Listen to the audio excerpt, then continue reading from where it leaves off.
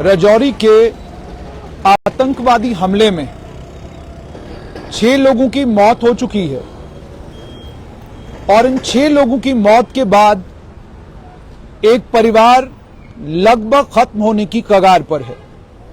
वो परिवार है दीपक और प्रिंस का। ये वो 2 भाई हैं जिनमें से एक भाई दीपक की शहादत जिस दिन आतंकवादियों ने हमला किया उसी दिन हुई। उस दीपक की शहादत उस दिन हुई जिसके अगले दिन उसने ऑर्डिनेंस में जाकर अपनी नौकरी शुरू करनी थी। उसका भाई प्रिंस जो ऑलरेडी पीएचई विभाग में अपने पिता की जगह पर काम कर रहा था, वो पिता जिसकी आज से 4 साल पहले कैंसर के कारण मौत हुई, वो प्रिंस इस समय इसी गवर्नमेंट मेडिकल कॉलेज जम्मू के आईसीयू में जिंदगी और मौत की जंग लड़ रहा है।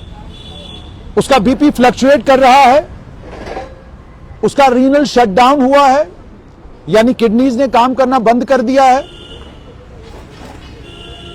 प्रिंस को हार्ट अटैक हुआ है और उसके अलावा प्रिंस को इस समय प्रिंस का बीपी भी काफी लो है। प्रिंस को 4 तरह की लाइफ सपोर्ट दी गई है और उस लाइफ सपोर्ट पर इस समय प्रिंस है। उसे आपकी और मेरी दुआओं की जरूरत है और कोई करिश्मा ही प्रिंस को वापस ला सकता है। जिस दिन यह आतंकवादी हमला हुआ था, कई सारे राजनीतिक दलों ने अपने अपने तरीके से इस आतंकवादी हमले को लेकर अपनी अपनी टिप्पणियां दी थी। मैंने उस दिन भी कहा था कि आतंकवादी जब कहीं पर हमला करते हैं, कोई नरसंहार करते हैं, लोगों को मारते हैं, खत्म करते हैं, मैंने उस दिन भी कहा था कि आतंकवादियों के इस हमले के बाद सब अपनी अपनी कहानी करके चले जाते हैं, हम पत्रकार भी अपनी कहानी करते हैं, चले जाते हैं, लेकिन उसके बाद जो परिवारों के साथ होता है वो परिवारों को झेलना पड़ता है। प्रिंस की मां आज यहां से राजौरी वापस गई हैं, डांगरी राजौरी वापस गई हैं और प्रिंस इस समय गवर्नमेंट मेडिकल कॉलेज जम्मू के आईसीयू में जिंदगी और मौत की जंग लड़ रहा है। प्रिंस क्रिटिकल है। प्रिंस को आप सभी लोगों की दुआओं की जरूरत है। डॉक्टर्स अपनी तरफ से कोशिश कर रहे हैं। सेप्टिसिमिया भी प्रिंस को हुआ है और दूसरी तरफ वो मासूम बच्ची जिसकी तस्वीर आपने स्ट्रेट लाइन के ऊपर देखी, जिसके बेड के किनारे पर बैठकर मैंने आपसे बात की थी और मैंने आपको ये बताया था कि ये दरिंदे जिन्हें आतंकवादी कहते हैं, इन्होंने मासूम बच्चों को भी नहीं छोड़ा। वो मासूम बच्ची सानवी जो उस समय बेड के बिल्कुल किनारे पर आकर लेटी थी, आपको जानकर हैरानी होगी कि उसे भी स्प्लिंटर इंजरीज थी और 3 जगह से उसको स्प्लिंटर इंजरी हुई थी। उस मासूम बच्ची को अभी मैं देखकर आया हूं, दर्द में है वो, तकलीफ में है वो मासूम बच्ची। उसका ऑपरेशन कामयाब हुआ है। डॉक्टरों ने कहा है कि कुछ दिनों के बाद वो स्टेबल हो जाएगी। शायद कल से उसे जो है मुंह से खाना खाने की भी इजाजत दे दी जाए। लेकिन आप ये सोचिए कि वो 5 साल की मासूम बच्ची, उसका भाई शहीद हो चुका है, उसकी एक और बहन है, उसकी मां के चेहरे पर मैं भाव पढ़ सकता था कि जिसने अपना 3 महीने का 4 महीने का बेटा खोया हो, 4 साल का बेटा खोया हो, उस मां की क्या हालत होगी वो मैं उसके चेहरे के भाव पढ़ के समझ सकता हूं। 5 साल की सानवी इस समय गवर्नमेंट मेडिकल कॉलेज जम्मू के रिकवरी वार्ड में है और वहां पर रिकवर कर रही है। मगर जिस दिन वो गवर्नमेंट मेडिकल कॉलेज राजौरी में शाम के वक्त में गया और उससे मैंने बातचीत की और जब वो आकर लेटी तो मुझे भी नहीं लग रहा था कि इस बच्ची को भी 3 स्प्लिंटर इंजरीज होंगी। इस बच्ची का भी ऑपरेशन होगा और आज गवर्नमेंट मेडिकल कॉलेज जम्मू में आकर ये पता चला कि सानवी जो 5 साल की बच्ची जिसकी तस्वीर आपने स्ट्रेट लाइन पर देखी थी, वो आज गवर्नमेंट मेडिकल कॉलेज में रिकवरी वार्ड में है और वहां पर रिकवर हो रही है। वहीं पर एक और भाई साहब से मुलाकात हुई, उन्होंने बताया कि मेरे भाई की शहादत ऑलरेडी हो चुकी है, बाकी परिवार के लोग भी अस्पतालों में इस समय पड़े हुए हैं जख्मी हालत में। वो जो एक और भाई साहब मिले थे वहां पर, जो कुल्फी का बेचने का काम करते हैं, जिनके साथ मैंने बातचीत की थी लंबी सी, उनके भाई से भी आज यहां मुलाकात हुई।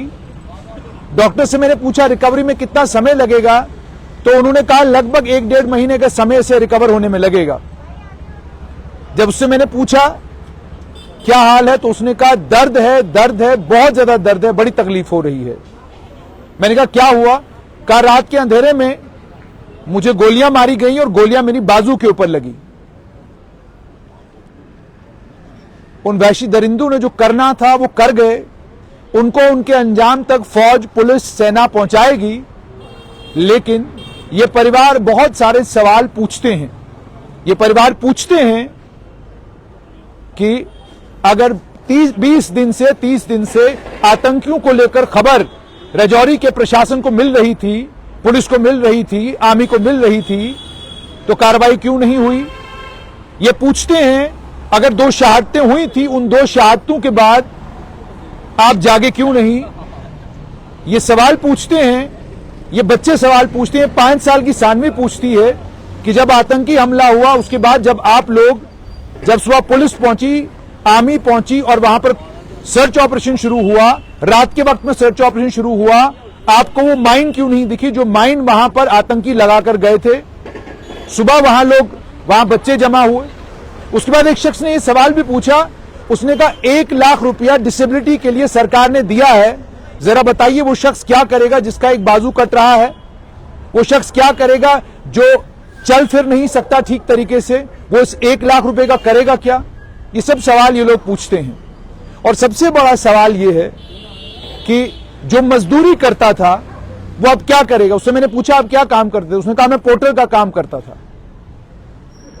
सानवी जिंदगी और मौत की जंग में, मौत पर तो उसने क्या कहते हैं फतेह पा ली है और इस समय बिल्कुल ठीक ठाक वो गवर्नमेंट मेडिकल कॉलेज जम्मू की रिकवरी वार्ड में है।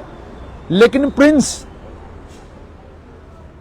और ये राजौरी, डांगरी और जहां पर भी आप लोग मुझे देख रहे हैं, खुद से ये सवाल पूछिए कि जब आतंकवादी नरसंहार करते हैं या जो लोग आतंकवादियों की मदद करते हैं, जो लोग आतंकियों के समर्थक हैं, जो अलगाववादियों के समर्थक हैं, आप अपने मन से ये सवाल पूछिए कि 5 साल की सानवी का क्या कसूर था, क्या कसूर है? वो जख्मी है, क्यों है? उसके तो हंसने खेलने के दिन हैं। जैसे मैंने सानवी को आज से 3 दिन पहले देखा था, आज सानवी वैसी नहीं है। आज उसको ऑपरेशन हुआ है, आज वो दर्द में है, तकलीफ में है। प्रिंस से मैं जब गवर्नमेंट मेडिकल कॉलेज राजौरी के आईसीयू में मिला तो प्रिंस ने मुझसे बात की, लेकिन आज प्रिंस बात नहीं कर रहा। आज प्रिंस का बीपी फ्लक्चुएट कर रहा है। आज प्रिंस 4 तरह की लाइफ सपोर्ट पर इस समय गवर्नमेंट मेडिकल कॉलेज के आईसीयू में है। और मां घर गई है, मां घर चली गई है, वही घर जिस घर में के बाहर आईडी का ब्लास्ट हुआ था। और ये मां अब अकेली है। 2 बेटे थे, एक बेटा तो जिंदगी की जंग हार गया, दीपक शहीद हो चुका है, और दूसरा बेटा इस समय आईसीयू में जिंदगी और मौत की जंग अभी भी लड़ रहा है। इस औरत का पति था, वो कैंसर के कारण पहले ही दुनिया से चला गया है। ये किया है आतंकवाद ने, ये किया है उन दहशतगर्दों ने, ये किया है उन हैवानों ने जो हैवान डांगरी में 1 जनवरी को आए थे। ये सब कुछ राजौरी में हुआ है। जो लोग आज भी अलग अलग तरीकों से अलगाववाद और आतंकवाद को जस्टिफाई करने की कोशिश करते हैं, उन्हें अपने गिरेबानों में झांक कर देखना चाहिए कि वो क्या कर रहे हैं। ये सारे परिवार उनसे सवाल पूछते हैं। प्रिंस और दीपक की मां उनसे सवाल पूछती है कि मेरे 2 बच्चों का कसूर क्या था।